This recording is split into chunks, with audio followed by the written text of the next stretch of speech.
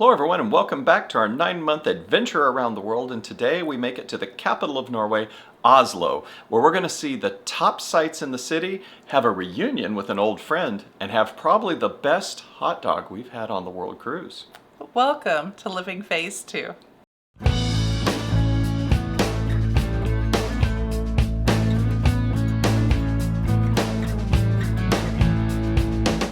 Hi, I'm Mike. And I'm Nancy, and we're empty nesters striving to live life to the fullest. And we are living that full life, going all the way around the world in 9 months on the ultimate world cruise.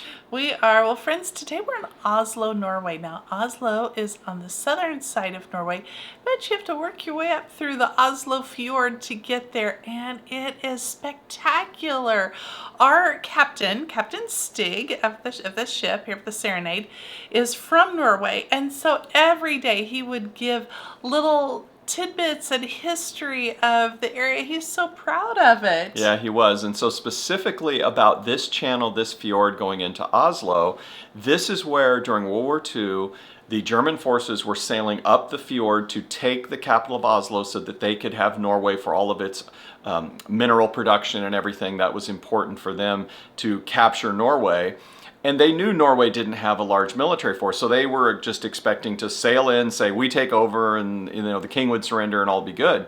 Well, the people at the fort here that's protecting the fjord of Oslo didn't get that message, and so they actually attacked the Blücher, the German ship, sunk one of the largest ships in the German Navy right there in the fjord. It blocked the fjord so that the German flotilla could not make it up into Oslo. That then gave the king time to escape, and Parliament, and they actually took the national gold reserves, the treasury, with them as well. So the Germans didn't get their hands on all that. Now it happened to be literally later that day, the Germans airlifted soldiers into Oslo and they took the city anyway, almost the same day.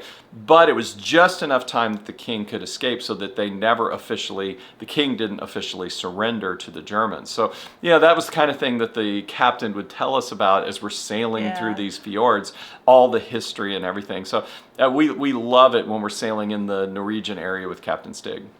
Well, our ship docked right in town, so it was easy to get off the ship and to walk in. We had a mission. We were going to go and get this famous hot dog at a little tiny hot dog stand called Syverkiosken. Google is so helpful with us. They really are. We put it in Google.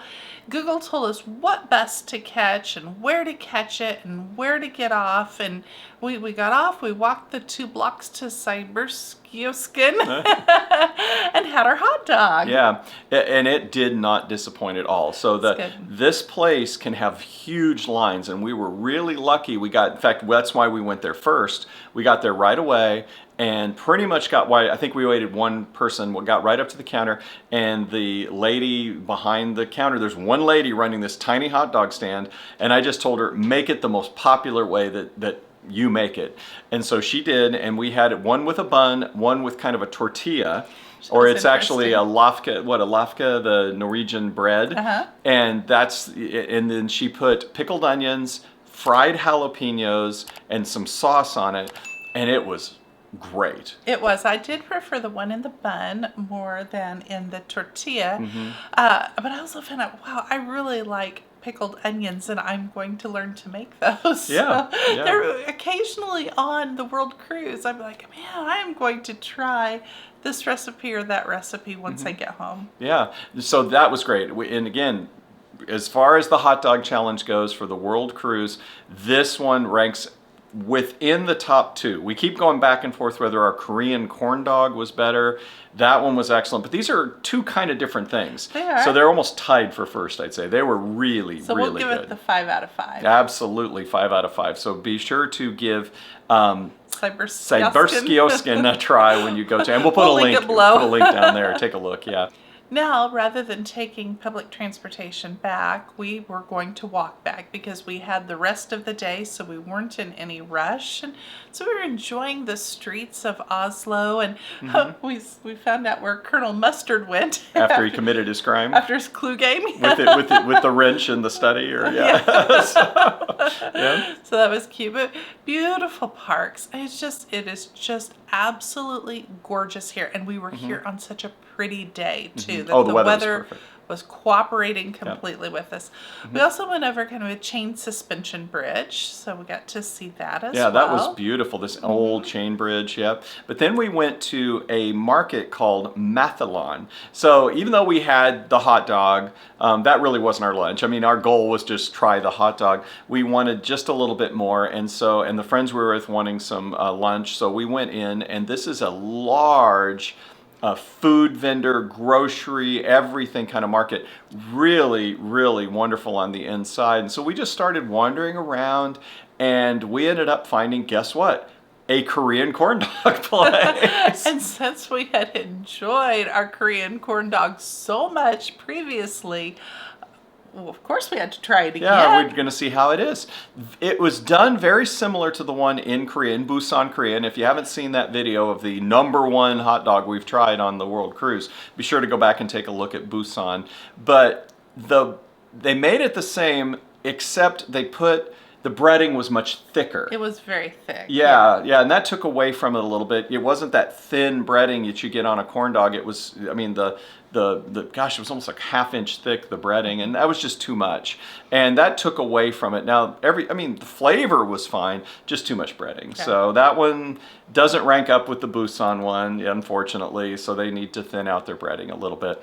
But in addition to that, you found a donut shop. Right, we found a pastry shop that had the most incredible donuts. They really had some beautiful pastries there as well, but those donuts were divine. So we got a couple of donuts. A pistachio cream and a cruller, because a cruller's your favorite donut. It is. Just a good cruller is perfect. This one was a little heavy, just a little thick, but it still was good. Yep, nice, it was good. A nice treat. Yep, so we sat with our friends. We all had kind of lunch together, enjoyed it, enjoyed the food of Norway here. Well, Korea, Norway, yeah. And then after that, we took off and went to our next destination. Well, this is just kind of a fun area of town, because as we left Mathallen, there were little dots and little Pac-Men on the ground that were leading us to the House of Nerds. Yeah. It's a bar, I guess it was. A bar, gaming establishment, you know, to play different games and stuff. And yeah, that was We was didn't funny. go in, but it was just cute. Yeah, I thought that's just the place for me, the House of Nerds. Well, next we decided to go see two of the major church attractions here in Oslo, and the first was St. Olav's, and that is the Catholic cathedral here in Oslo. And now it wasn't open, that we couldn't go inside and tour it, but the outside certainly brick, and it was very beautiful. And the next one was Trinity Church. Now this is the Evangelical Lutheran Church, or the Church of Norway as it's called. And again, it was under construction, so we couldn't go on the inside, but we did get a nice view of the outside. And actually Trinity Church is considered one of the most beautiful exterior architectural churches in Norway. Right. Well, then as we left there, we continued walking. Many beautiful statues, things to see. One of the statues that we saw that I took interest in was Cecilie, and this is a statue of a woman. Her top is off, and she had only one breast.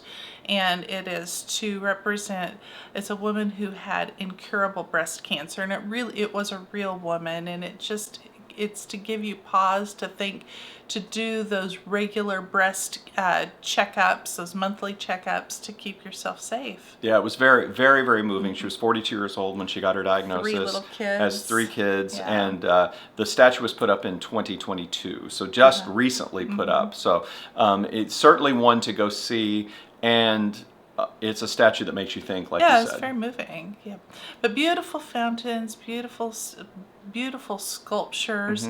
But now we're on our way to the palace. Yes, so we're going to go to the Palace of Norway. We're trying to time it right to get there for a changing of the guard, which is very famous here in Oslo, the Norwegian palace changing the guard. And we did. We made it right on time. There's kind of a line that they have you stand behind, and they go through the entire changing of the guard. We won't show you the whole thing. It lasts probably a good 20 minutes. But yeah, that was really fun to watch. I love seeing those ceremonies, the pomp and circumstance, and everything that goes along with it. So be sure, if you're there, go see the palace, and hopefully you can catch a changing of the guard. And as we left there, we're now getting pretty close back to the port, and we walk by the Nobel Peace Center, and we also get to an interesting place called Fountain Park. Yeah, so the fountain park right on the harbor there. In fact, if you kind of look across, you can see our ship. So we're not that far now from the port, but it's a really interesting set of sculptures. It's mothers and children in very natural body forms that are all naked, and they have fountains coming out of them, and it's the whole strip of the park up from one end to the other, and in the centers is mothers and children standing together, and I just really enjoyed that sculpture. I don't know why, it just really kind of spoke to me, I guess is how you say it, but that was really nice.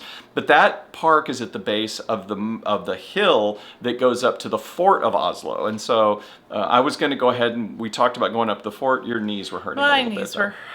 My knees were hurting, so I stayed down and just waited for you to go up to the relax there in Fountain Park. Yeah, took a break. Yeah, well, so then I hiked up to the park with a couple friends of ours, to the fort, and we toured through the fort. You walk through the different areas. There's a couple little shops up there. You know, there's a church up there. You can see the walls. There's a couple very nice views where you can look out. Especially you can see the harbor, our ship. You can look down to Fountain Park again. And the whole thing is very nice up there. Be sure to make it up the hill to take a look at that. But one of the really interesting things is they have an amphitheater up there. And while we were up there with the amphitheater, there was a group of people preparing for a play. They were doing rehearsal. And so we stopped and listened for a little bit. It was a musical, and they were acting everything out and singing. And a lot of them were youth. They were younger players. They were doing a wonderful job. So that was really special to see. Yeah, we just enjoyed sitting and listening to them. In fact, here, listen to them for a few minutes.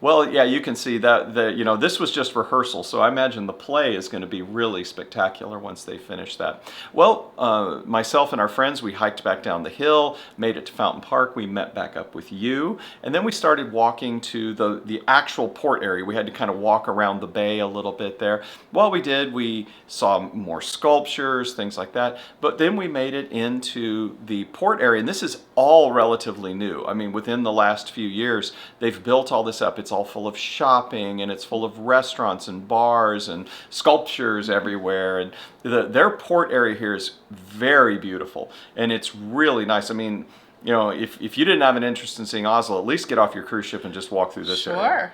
Well, now it's time. We are going to meet one of your old high school classmates, a friend that you've kept in touch with all these years. Yeah, so Mila was a foreign exchange student at my high school. The same year that we actually hosted an exchange student in our house, we hosted two.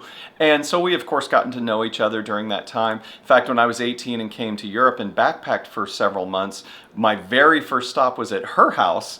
And she and her family hosted myself and a friend of mine for about a week in Hanover, Germany. And we just had a wonderful time. But, we stayed lightly in contact back and forth. And when we knew that we were stopping in Oslo, I knew that she had moved to Oslo with her family. And that's where she was living now. She's a teacher there.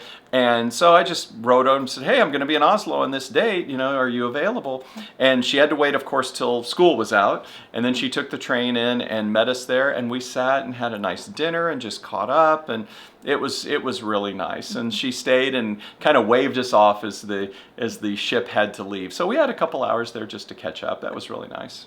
Well, we got back on the ship, and the sail away was beautiful, just as pretty going out as it was coming in. But it's nighttime now, but we get the call from our friends. Northern lights have been spotted, so we rush out to the deck to see what we can see. And although we couldn't see any with our naked eye, we could see some with the phone. Mm-hmm. Yeah, and so you can see a couple pictures here. I don't know. I go back and forth, right? I know we get northern lights here where we live in Michigan, way up north. We have not completely irregular sightings of them, but my goal is to see them with the naked eye. And you may or may not have heard, if you use your phone, so Samsung or iPhone with the cameras they have and the night vision that they have on them, they really enhance all the colors and everything. And so you can see, I'll say in air quotes, the northern lights through your phone, whereas you may not be able to actually see them with the naked eye. And so that's the pictures you're seeing here.